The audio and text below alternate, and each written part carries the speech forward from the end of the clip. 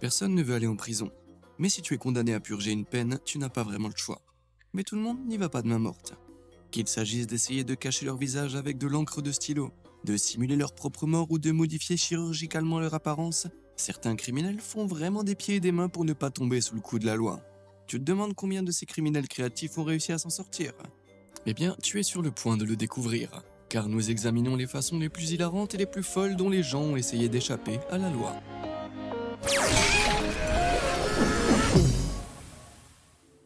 Coma de contrefaçon. En 2012, Alan Knight, originaire de Swansea dans la fière nation du Pays de Galles, s'est retrouvé dans l'embarras après avoir volé 40 000 livres sterling, un peu plus de 50 000 dollars à son voisin atteint de démence. Les perspectives d'avenir d'Alan étant mauvaises et la prison étant une quasi-certitude, le Gallois avait besoin d'un plan pour se maintenir hors des murs de la prison. Alors quelle a été la solution de Knight? C'est celle que seul un homme assez visqueux pour voler une personne atteinte de démence pourrait inventer. Feindre une maladie débilitante et s'admettre à l'hôpital.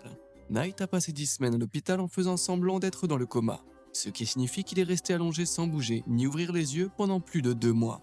Une fois sorti de l'hôpital, Knight a continué à jouer la comédie. Chaque fois que les autorités visitaient la maison qu'il partageait avec sa femme, Hélène, Knight se branchait à sa fausse machine de maintien en vie et retournait dans son faux coma.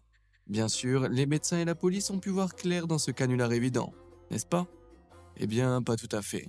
Non seulement Knight a réussi à convaincre certains médecins de l'hôpital de sa maladie, mais Hélène est allée jusqu'à adresser une pétition au Premier ministre pour que Knight soit libéré des charges qui pesaient contre lui. Le couple a même réussi à convaincre le député local qui s'est occupé personnellement de l'affaire. Jusqu'à présent, tout allait bien pour les Knight. Il leur suffisait de maintenir Alan dans son faux coma, et il serait impossible de l'envoyer en prison. Si seulement les mensonges n'avaient pas l'habitude de vous rattraper à la fin. La partie était bien engagée lorsque la police a trouvé des images de vidéosurveillance montrant Alan et Hélène en train de se promener dans un magasin local, l'air de rien. Soupçonné, l'ordinateur personnel d'Alan a ensuite été fouillé et des photos du couple en vacances sur la côte ont été trouvées. Leur mensonge ayant été dévoilé, Alan Knight s'est retrouvé en 2014 avec 2 années supplémentaires ajoutées à sa peine, ce qui signifie qu'il s'est vu infliger 4 ans et demi de prison. Le député local a admis que le prétendu coma n'était que des mensonges. Tu ne peux pas lui reprocher de ne pas savoir distinguer les mensonges de la vérité, c'est un politicien après tout.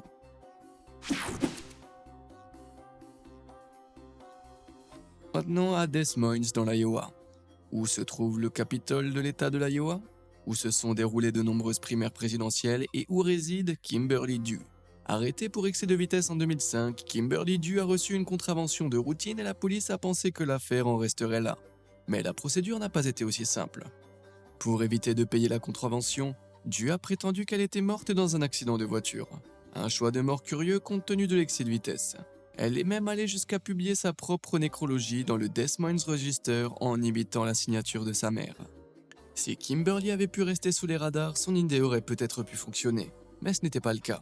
L'affaire a commencé à s'envenimer lorsque Kimberly a de nouveau été arrêtée pour excès de vitesse 1 mois plus tard. Finalement, face à la musique, l'avocat local Bob Rigg a souligné qu'en tentant d'éviter une simple accusation de délit mineur, Kimberly avait en fait commis un crime de classe D bien plus grave. Ainsi, son amende initiale de 500 dollars a été transformée en une peine d'emprisonnement de 5 ans. Au moins, ça a mis fin à son excès de vitesse. En parlant de vitesse, pourquoi ne pas vous diriger rapidement vers ces boutons j'aime et s'abonner? C'est fait? Bien, on va nous occuper du prochain délinquant maintenant. Grossesse providentielle. Ça ne s'annonçait pas bien pour une femme non identifiée en Chine lorsqu'elle s'est retrouvée face à une peine de prison de 9 ans pour vol en 2011. Cependant, il ne s'agissait pas d'un procès pour vol comme les autres. Pourquoi, tu te demandes? Eh bien parce que la femme était enceinte à l'époque, et que par conséquent, le juge l'a autorisée à purger sa peine en dehors de la prison. En Chine, les femmes sont exemptées de prison si elles sont enceintes ou si elles allaitent un bébé. La loi stipule que la période d'allaitement d'un nouveau bébé dure les 12 premiers mois de sa vie, ce qui signifie que la femme s'est retrouvée avec 1 an de retard sur son séjour en prison. Si toi ou moi étions dans cette situation, nous voudrions que cette douce installation se poursuive. Cette femme ne pensait pas autrement et a décidé de s'assurer qu'elle était enceinte à la fin de chaque période d'allaitement de 12 mois pour maintenir le délai. En l'espace de 10 ans, cette femme a donné naissance à 5 bébés successivement. Après une décennie de grossesse quasi interrompue, au cours desquelles la femme a trouvé le temps de commettre encore plus de crimes, la chance a fini par tourner. Et elle a paniqué lorsqu'à la fin de sa 5e période d'allaitement, elle n'a pas pu tomber enceinte. Risquant la prison, elle s'est enfuie de chez elle et a envoyé au bureau de la justice du comté un message disant qu'elle partait pour un mois et, accrochez-vous bien à votre chaise, qu'elle reviendrait lorsqu'elle serait enceinte. La femme a été portée disparue et appréhendée dans une ville voisine. Cependant, ce n'est pas la seule femme à avoir fait le coup. Entre 2005 et 2015, une autre femme en Chine est tombée enceinte 13 fois en 10 ans pour éviter d'aller en prison. Ensemble, ces deux femmes ont retardé leur temps de prison de 20 ans grâce à 18 grossesses. C'est ce que j'appelle des travaux forcés. Défense des chiens. En février 2017, Joseph McNally, originaire de la ville merveilleusement nommée de Cullompton, au Royaume-Uni, s'est retrouvé dans un accès de rage au volant. Il jouait à ce qui a été décrit comme un jeu de dépassement du chat et de la souris avec un autre conducteur sur l'autoroute. Une cascade aussi dangereuse que débile. La tension était à son comble, et lorsqu'elle a explosé, McNally a pointé une carabine à air comprimé par la fenêtre de sa camionnette, choquant les automobilistes qui se trouvaient à proximité. Le Royaume-Uni possède l'une des législations les plus strictes au monde en matière d'armes à feu, ce qui signifie que toute exposition d'armes à feu choque les Britanniques, sans parler d'une carabine agressivement pointée par la fenêtre d'une voiture qui roule à vive allure. Lorsque les autorités l'ont confronté pour savoir pourquoi il avait menacé d'autres conducteurs avec une arme, McNally a eu besoin de rejeter la faute sur les autres. Eh bien, qui blâmes-tu habituellement lorsque tu fais quelque chose d'accidentel, comme un P malheureusement bruyant ou lorsque tu oublies de remettre tes devoirs à temps? Oui, le chien. Croyez-le ou non, McNally a prétendu que son chien Sky avait fait tomber la carabine à air comprimé dans le plancher du siège du conducteur, et qu'il l'avait seulement soulevée pour la mettre en lieu sûr. C'est pas l'excuse la plus crédible, n'est-ce pas? Eh bien, le juge s'est dit la même chose. McNally a été reconnu coupable de possession d'une arme à feu avec l'intention de provoquer la peur de la violence, et Sky a été libéré pour ouffer un autre jour. Tu dois reconnaître à McNally que cette ligne de défense était complètement folle. Prawojadzi.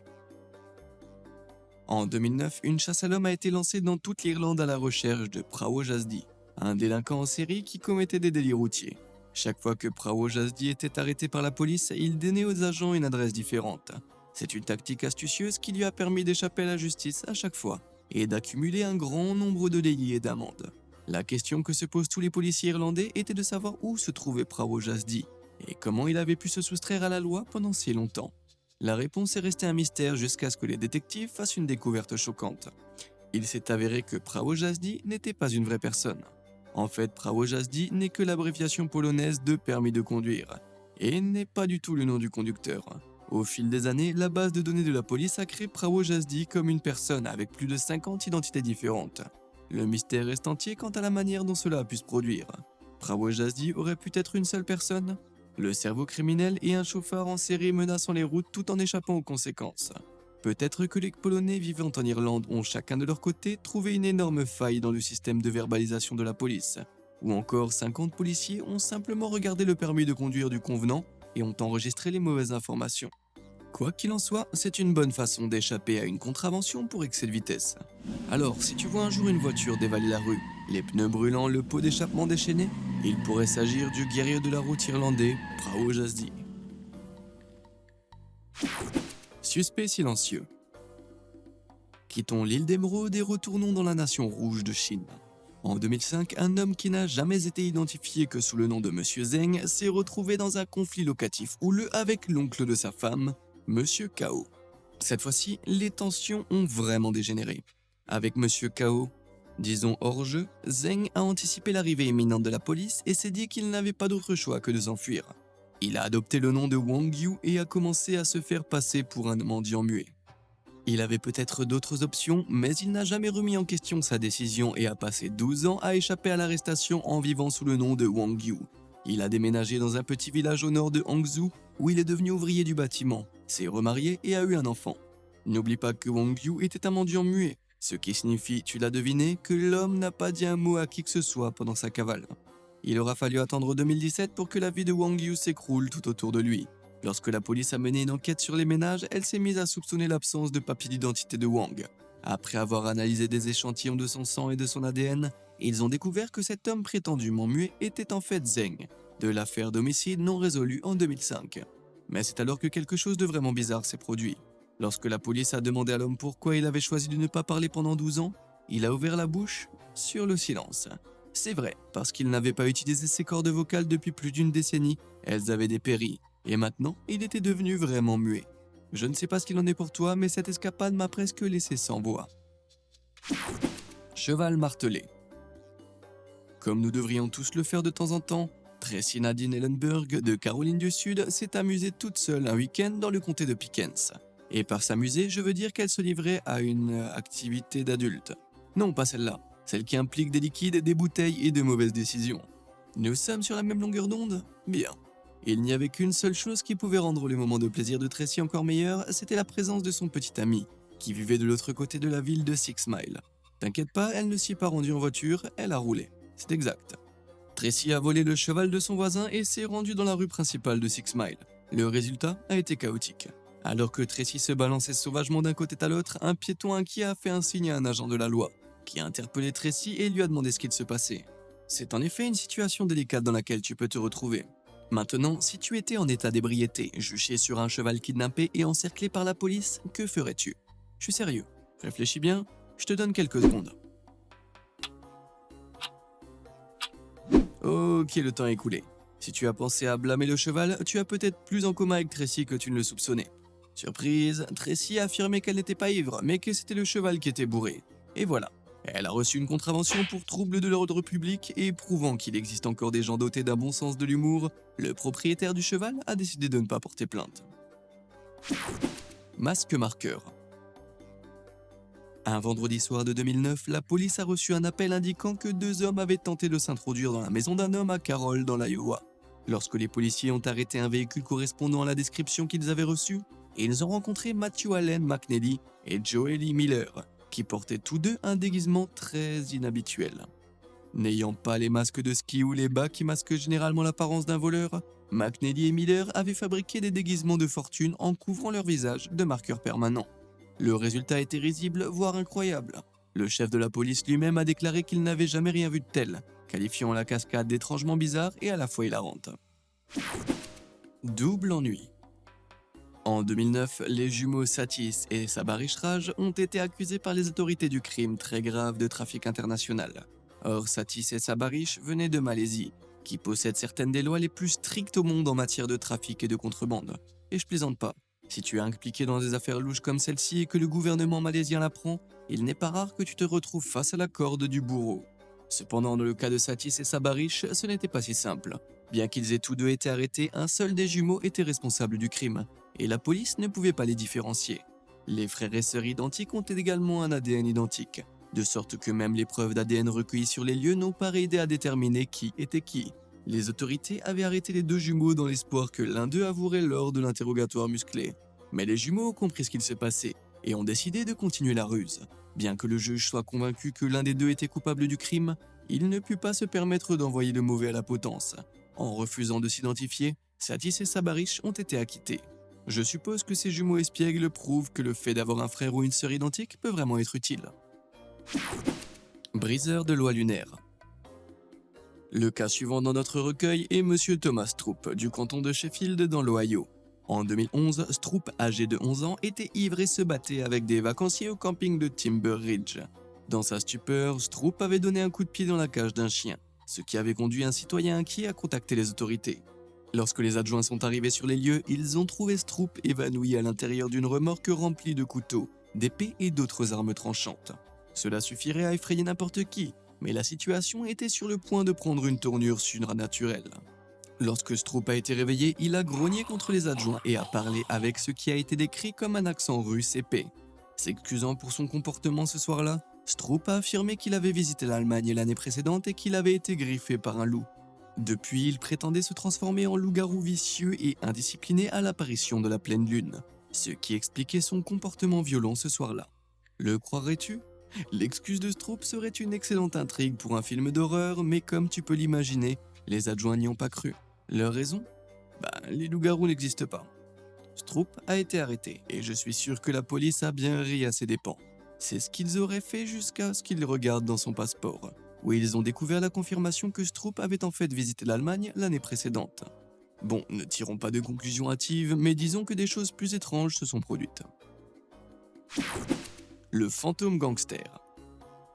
À l'ère de la télévision en circuit fermé, les criminels ont dû faire preuve d'une grande créativité dans leur déguisement. Si tu cambrioles un bâtiment comme cet homme de la ville de Quanzhou en Chine, tu as intérêt à trouver un moyen de passer inaperçu devant les caméras. Et si tu ne le fais pas, tu risques de prendre des décisions hâtives et de dernière minute. Sur cette séquence, tu peux voir le cambrioleur arriver sans son camouflage. Il aperçoit alors la caméra de vidéosurveillance et comprend qu'il doit masquer son identité. Ensuite, il retourne au coin de la rue et 20 minutes plus tard, il revient habillé de la sorte. Effrayant. Je me demande si l'agent de sécurité pensait que le bâtiment était hanté. Juste pour clarifier, le cambrioleur, ou devrais-je dire l'intrus puisqu'il n'a rien pris dans la maison, était juste drapé dans un drap blanc. Ça pourrait faire l'affaire comme costume d'Halloween, mais en dehors du mois d'octobre, c'est tout simplement stupide. Le cambrioleur a été retrouvé par la police, interrogé et placé en garde à vue, où il a admis avoir commis une série d'autres crimes. Sac de bureau. Nous vous présentons ensuite l'histoire de Christopher Badman. Ouais, c'est son vrai nom. De Bridgend au Pays de Galles. Dans cette partie du pays, le plus grand événement de l'année est le festival Elvis de la ville. Chaque année, les rois du rock affluent par centaines dans la ville galloise, traversant le pont Severn en eau trouble, où ils ne peuvent s'empêcher de tomber amoureux de la mélodie déchaînée du rock'n'roll. Cependant, des esprits soupçonneux se cachent, des esprits comme celui de Christopher Badman. Avec tous ces Elvis dans un seul hôtel, Badman a senti l'opportunité de voler des objets de valeur. Contrairement aux fantômes précédents, Badman est venu avec un déguisement préparé. Tandis que les imitateurs d'Elvis dormaient profondément dans l'hôtel marine local, Badman arpentait les couloirs avec un sac en plastique sur la tête. Bizarrement, selon la police, le costume réutilisable à 10 pence de Badman aurait fonctionné s'il n'avait pas décidé de regarder droit dans la caméra à quelques mètres de l'objectif. Bien sûr, sa couverture a alors volé en éclats. Et sur ce, Christopher Badman a quitté le bâtiment. Crook cosmétique. Dans le monde criminel, Luis Carlos da Rocha était un caïd des narcotiques connu sous le nom de Whitehead, même si son surnom n'était que le début de son identité changeante. Au moment de sa capture en 2017, da Rocha, dont la valeur était estimée à 102 millions de dollars, avait réussi à échapper à la police pendant 30 ans en devenant une sorte de caméléon humain. Incroyablement, il a subi à plusieurs reprises des opérations de chirurgie plastique pour que les forces de l'ordre ne le reconnaissent pas. Cette astuce a fonctionné 2 fois, les autorités n'ayant pas connu da Rocha les 2 fois et l'ayant laissé en liberté. Après 3 décennies de recherche, les autorités ont remarqué une ressemblance suspecte entre da Rocha et un certain Vítor Luis de Moraes. Après une comparaison médico-légale de quelques photos de tête, les autorités ont réalisé que Moraes était le fameux da Rocha, mais avec plus de silicone dans le visage. Da Rocha a été condamné à une peine de 50 ans de prison, un peu moins de 17 ans pour chaque visage donc. Senior Cham. Changer de visage est un moyen d'échapper à la loi, mais qu'en est-il de changer d'âge? Je ne suggère pas que les criminels en fuite échappent à la justice en se mettant avec des enfants. En fait, au Henan, en Chine centrale, c'est l'inverse qui se produit. Lorsqu'une femme non identifiée d'une quarantaine d'années s'est retrouvée en fuite pour échapper à la police, elle a sauté dans un taxi et a pris le but pour Maopai, un village voisin situé à environ 40 minutes de Henan. La femme ne se doutait pas que la police était à ses trousses. Mais lorsque la femme a été retrouvée, la police a remarqué quelque chose d'un peu différent dans son apparence. En fait, elle avait l'air complètement différente. Ayant coupé ses cheveux courts et les ayant teints en gris, elle se faisait passer pour une femme âgée et avait complètement changé d'apparence. Nous avons vu des déguisements assez fous dans cette vidéo, mais se couper les cheveux, enlever la couleur et se faire passer pour une adorable vieille mamie est peut-être le plus étrange. Les agents aux yeux d'aigle n'ont cependant pas été trompés par le déguisement, et la femme a été immédiatement arrêtée. La prochaine fois, si elle veut vraiment convaincre les gens qu'elle est vieille, je lui suggère d'enfiler des lunettes de lecture très épaisses, de mettre la télé à fond et de commencer à se plaindre qu'ils ne font plus les choses comme avant. L'homme de la mousse. Il existe de nombreux musées fascinants disséminés dans le monde entier, mais tous les musées ne suscitent pas immédiatement ton intérêt. Prenons par exemple le musée du rock de l'Oregon. On te pardonnerait de vouloir être aussi loin que possible d'un musée ennuyeux basé sur le rock. Et ce n'est pourtant pas l'attitude de Grégory Liaskos, qui, comme tu vas le voir, ferait n'importe quoi pour rentrer dans le musée. C'était une matinée ordinaire au musée du rock lorsque le personnel a remarqué un grand trou secrètement creusé dans l'un des murs du bâtiment. Les détectives ont été informés des équipements de sécurité supplémentaires ont été installés au cas où quelque chose se produirait. Mais il s'est avéré qu'ils n'avaient pas du tout besoin de ces précautions supplémentaires. Tu as peut-être deviné que ce trou était l'œuvre de Grégory Liaskos. Il n'est donc pas surprenant que lorsque le personnel a entendu un hurlement provenant des champs entourant le musée, Liaskos en soit également à l'origine. En suivant le son du cri, les détectives ont trouvé Liaskos allongé dans le champ. À l'amusement de tous, Liaskos avait essayé de se camoufler dans cette incroyable tenue pour se fondre dans la végétation. Mais il avait été flairé par un chien qui l'avait repéré et avait mordu sa jambe en provoquant le cri. Entre le trou dans le mur et le costume dramatique, le plan de Liasco semblait voué à l'échec. L'homme mousse a fini incarcéré à la prison du comté, le musée de la Roche ouvrant ses portes un autre jour. On ne peut se demander ce que Liascos avait l'intention de faire avec ces pierres. À en juger par son costume, peut-être avait-il l'intention de mettre les roches comme un autre déguisement. Refuge. Si tu es déjà allé au Walmart de Bend dans l'Oregon, tu sauras qu'il est identique à tous les autres Walmart des États-Unis. Le 5 juillet 2019, cependant, le Walmart de Bend, dans l'Oregon, s'est retrouvé au centre d'un incident criminel incroyablement grave perpétré par des adolescents. Et quel est le crime de ces garçons, âgés de 13 à 15 ans, qui ont infligé à l'innocente ville de Bend? Le vol. Mais pas pour n'importe quel vol. Le vol de cartes Pokémon. Après que l'agent de ressources scolaires locales ait identifié les garçons à partir d'images de vidéosurveillance, ces derniers ont commis l'erreur fatale de retourner au Walmart quelques jours plus tard, et cette fois, la police savait qui chercher. Et une course-poursuite s'est engagée, les garçons se sont enfuis, serrant les cartes Pokémon volées avec les flics à leur trousse. L'un des garçons s'est introduit dans une allée et comme le policier derrière lui le rattrapait rapidement, il a pris l'initiative d'éviter la loi en sautant dans la poubelle. Ça s'est passé par une journée de 90 degrés Fahrenheit, soit 45 degrés Celsius.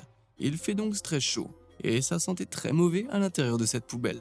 Le policier qui courait après le garçon passait tout droit devant lui et demandant aux autres enfants dans quelle direction il avait couru et poursuivi son chemin sans le moindre soupçon. Puis lorsque tout était sûr, le garçon s'est hissé timidement hors de sa poubelle et s'est éloigné calmement, comme si rien de tout cela ne s'était jamais produit. Malheureusement, malgré son initiative, le garçon a été retrouvé et arrêté une heure plus tard, et dire qu'il a failli éviter un séjour en prison en entrant littéralement dans une boîte de conserve. Selon toi, lequel de ces malfaiteurs a le mieux réussi à se soustraire à la loi? Et qui, selon toi, méritait d'être condamné à une peine plus sévère? Quel que soit ton avis, dis-le-moi dans les commentaires ci-dessous. Comme d'habitude et jusqu'à la prochaine fois, merci de nous avoir regardés. Ah, et évite les ennuis.